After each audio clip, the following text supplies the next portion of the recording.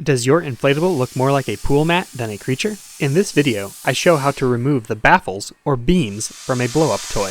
The inflatable I am demonstrating with is the 8-foot-long turtle-shaped pool mat from Kangaroo Manufacturing. This turtle features 2 teardrop-shaped baffles holding the top and bottom vinyl panels together and preventing them from bulging out.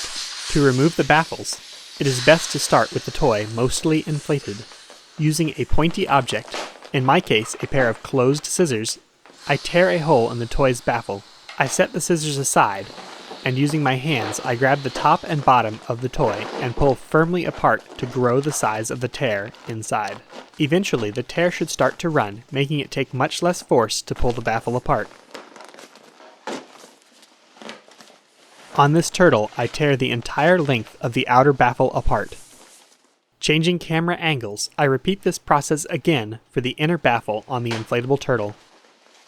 I again use the scissors to start the tear, and use my hands to pull the top and bottom apart.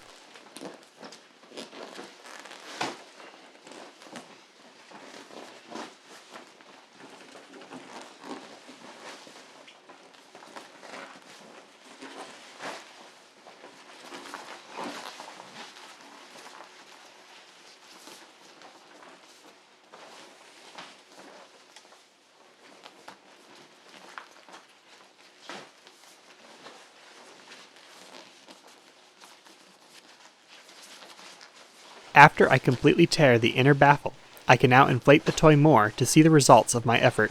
It is now much larger, much rounder, and a bit more turtle-shaped. I would not recommend trying to ride it on the water now, though. Please comment with any suggestions below.